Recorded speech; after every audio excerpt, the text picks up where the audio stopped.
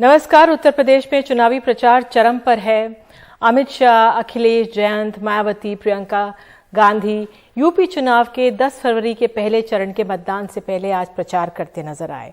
माफियाओं के नाम पर तीखी होती बयानबाजी, कानून व्यवस्था, आरोप प्रत्यारोप के बीच कुछ देर पहले खबर आई कि मेरठ से दिल्ली की तरफ आते हुए AIMIM के प्रमुख असदुद्दीन ओवैसी के काफिले पर फायरिंग हुई है। ओवैसी ने खुद ट्वीट कर इसकी जानकारी दी, जिसमें कहा कि उनकी गाड़ी पर फायरिंग हुई, 3-4 राउंड फायरिंग हुई, गाड़ी की फोटो भी ट्वीट की, कहा कि वे महफूज हैं। और उसके बाद उनका बयान भी आया और ये भी कहा कि गोली चलाने वाले को हिरासत में लिया गया है। पुलिस का भी कहना है कि मामले पर CCTV फुटेज भी चेक किया जा रहा है।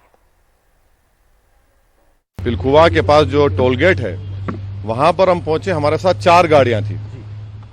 बड़ी धाम से आवाज आई तो हम बोले क्या हुआ, फिर दूसरी आवाज आई तो हमारे साथ जो गाड़ी में हमारे दोस्त गाड़ी चला रहे थे यामीन खान, बोले भाई हमला हो रहा। तो हमारी गाड़ी से उन्होंने बड़ी क्विक थिंकिंग से इस गाड़ी को पुश किया, ये सफारी को, और वहां से निकले। फिर और एक आवाज आई, जब हम निकल रहे थे एक और आवाज आई। तो मेरे ख्याल से 3 से 4 राउंड की फायरिंग हुई। हमारी गाड़ी के लेफ्ट साइड के ऊपर 2 होल्स के निशान है, एक गोली शायद, और एक निशान है लेफ्ट साइड मडगार्ड के ऊपर। अल्लाह बचाना जब चाहता है तो कोई कुछ नहीं कर सकता। हमको कई बार लोग धमकी देते हैं, हमारे घर पर अभी हम कई मर्तबा हमला हुआ। तो अब ये सरकार का काम है कि इंडिपेंडेंट जांच करवाएं और इसका सही तरीके इनको पकड़ा जाए।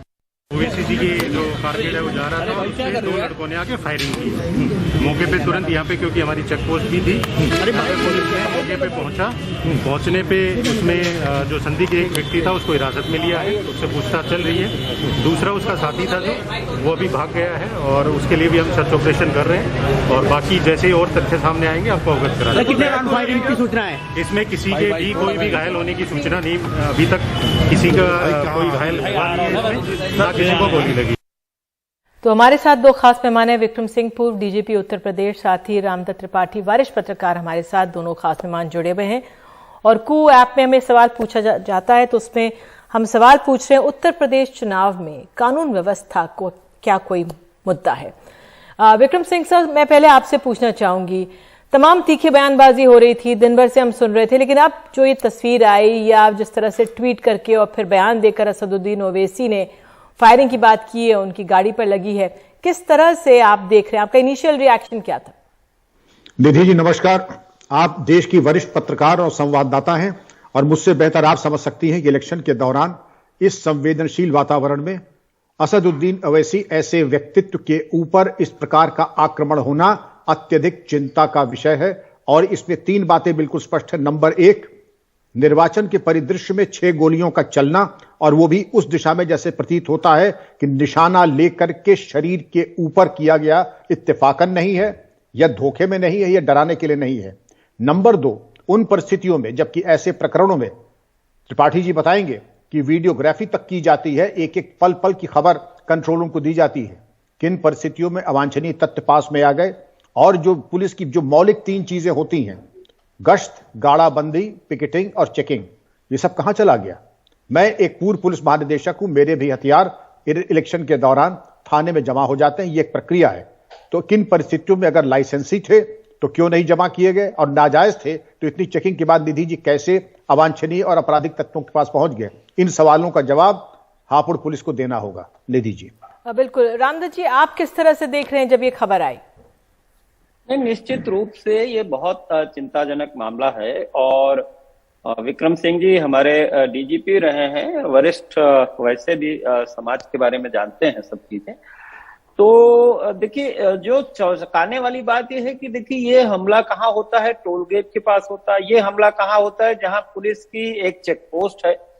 तो मतलब इतना कैसे हौसला बढ़ जाता है कि आप टोल गेट और चेक पोस्ट के पास हमला करते हैं? दूसरे, आपको पता है कि ओवैसी साहब एक VIP हैं, एक पार्टी के लीडर हैं, उनके साथ जो काफिला चलता है, आगे पीछे सब कुछ होने के बावजूद तो ये हमला बहुत ही सीरियस मामला है। और देखिए, मुझे एक जो पहली शंका तो ये होती है कि जो पश्चिमी उत्तर प्रदेश में इस बार सांप्रदायिक माहौल, हिंदू मुस्लिम शांत है, कहीं ऐसा तो नहीं है कि कोई ट्रिगर वहां करना चाहता हो, उसमें ओवैसी साहब को नुकसान पहुंचाने से ज्यादा माहौल खराब करने की एक मंशा हो सकती है। लेकिन जो भी है, निश्चित रूप से जब चुनाव के दौरान एक निर्दलीय प्रत्याशी की भी, एक मामूली प्रत्याशी की भी सुरक्षा की जिम्मेदारी प्रशासन की होती है, तो निश्चित रूप से ये कहीं ना कहीं चूक है और बड़ी चूक है। और मुझे लगता है कि सरकार को इसको जवाब देना चाहिए, क्योंकि अगर इसको सीरियसली नहीं लिया गया तो अभी तो चुनाव 10 मार्च तक बहुत सारी चीजें होनी है।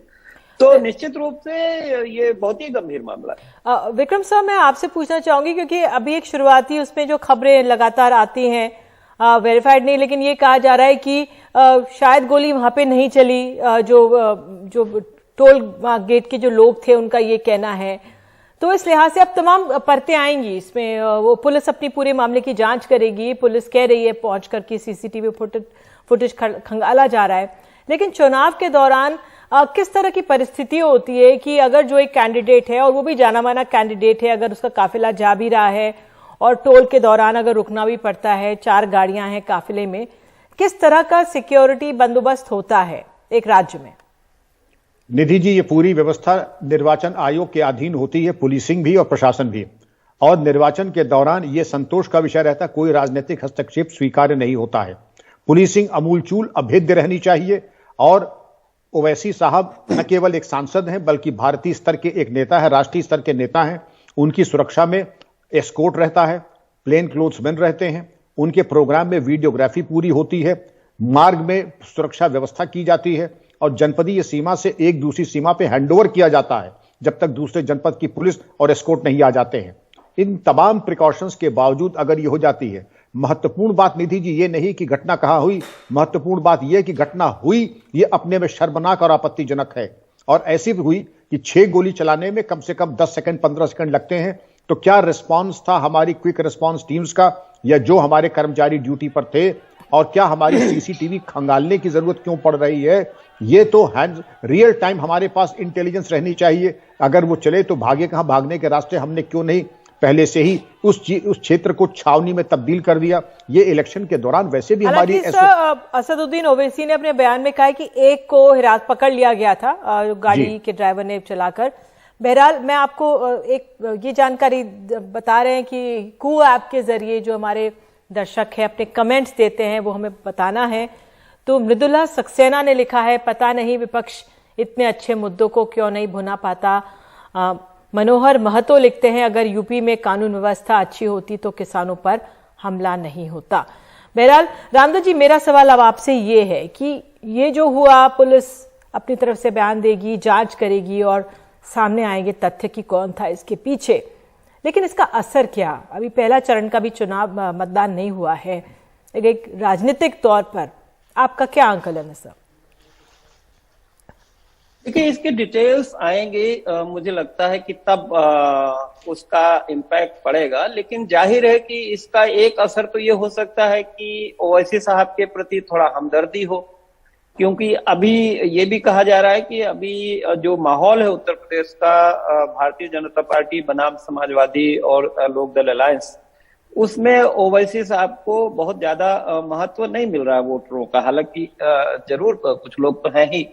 तो एक तो ये हो सकता है कि उनके प्रति हमदर्दी हो, और दूसरा यही हो सकता है कि इसमें थोड़ा हिंदू मुस्लिम तनाव की बात आए। तीसरा मैं ये कह रहा हूं कि जैसा विक्रम सिंह जी भी कह रहे हैं कि पहली बात तो ये घटना, और घटना के बाद जो रिस्पांस है वो भी बड़ा इंपॉर्टेंट होता है कि एक तो, और मैं सुन रहा था किसी चैनल पर कि लोकल पुलिस ने शायद ये भी कहा कि ये आपस में फायरिंग हुई। तो इतना जल्दी इस तरह के निष्कर्ष पर कैसे पहुंच गए, और आपस में भी हुआ? तो जैसा कि विक्रम सिंह जी बता रहे हैं कि आपकी पुलिस के एस्कॉर्ट साथ चलती है, आपकी जिम्मेदारी है।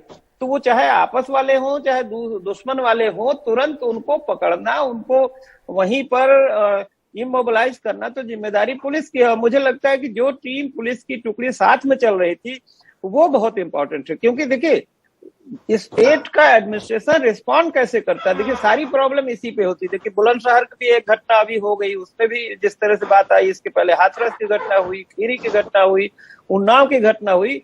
तो लॉ एंड ऑर्डर में यही होता है कि घटना जो होती है वो तो एक अलग इशू है, उस पर रिस्पॉन्स कैसे करती है गवर्नमेंट या पुलिस मशीनरी। और मुझे लगता है कि इसमें बहुत क्लियर मैसेज जाना चाहिए स्टेट की तरफ से कि ये और स्टेट और चुनाव आयोग, मैंने अभी तक चुनाव आयोग की तरफ से नहीं कुछ देखा है, अगर आपने देखा हो तो आप बताइए कि चुनाव आयोग की अल्टीमेटली जिम्मेदारी है और इसका इम्पैक्ट तो तभी पता चलेगा कि इसका जब खुलासा होगा कि इसमें नीयत क्या थी, क्या कॉन्स्पिरेसी थी, किस मकसद से किया गया है, तब हम समझते हैं कि उसका इम्पैक्ट असली पता चलेगा। बिल्कुल बिल्कुल, आपने सही कहा। आप दोनों जुड़े, बहुत बहुत धन्यवाद। और वाकई में चिंताजनक स्थिति है और देखते हैं कि पुलिस क्या कहती है इस पूरे मामले पर। फिलहाल अब एक छोटा सा ब्रेक ले रहे हो। ब्रेक के बाद वर्ल्ड हेल्थ ऑर्गेनाइजेशन की चीफ साइंटिस्ट सौम्या स्वामीनाथन ने ओमिक्रॉन की जो नया वेरिएंट आया उस पर क्या कहा है, स्कूलों के खोलने पर क्या कहा है, सुनाएंगे ब्रेक के बाद।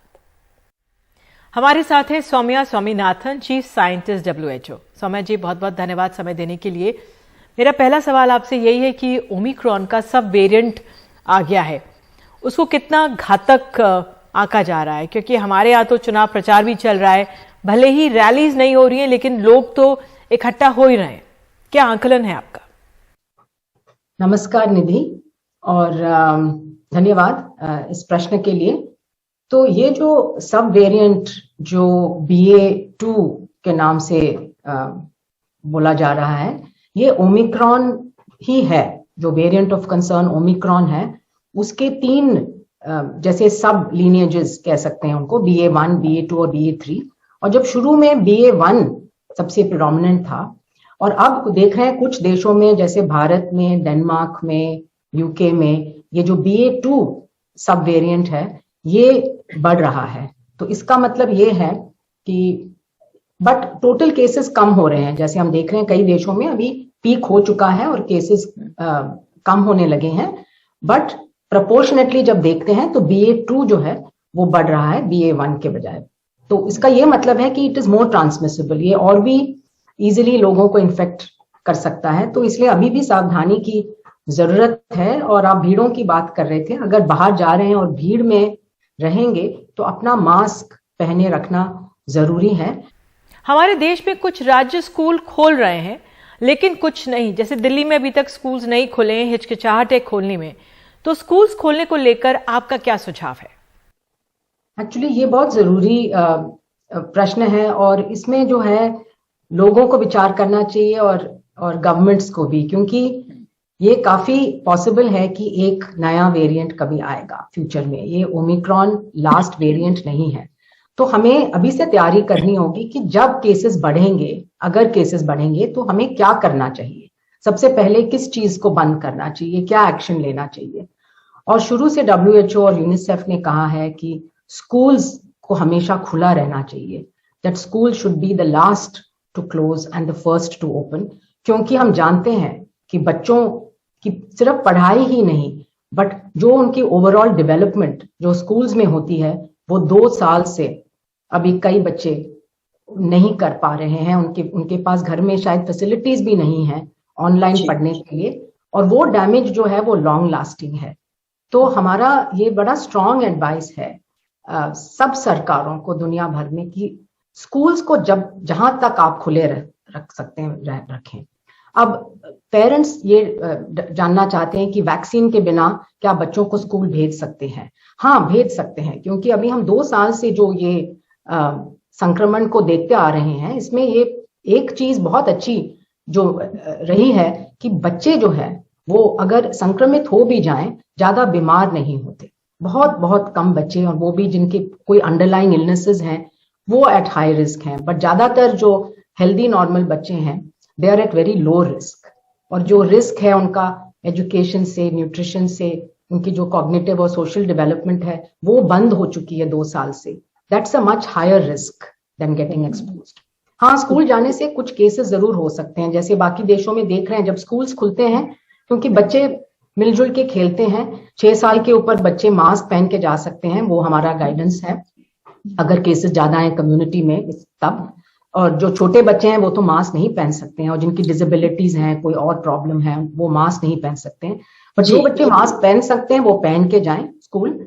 और ये दूरी रखना वगैरह, I mean it is theoretically possible, but practically जो है बच्चे मिलजुल के ही खेलते हैं। तो जैसे बच्चों को रेस्पिरेटरी इन्फेक्शंस होते हैं, उसी तरह से ये कोविड भी एक साधारण रेस्पिरेटरी इन्फेक्शन की तरह होके निकल जाता है majority of children में. So that is not a reason to keep schools closed for years together.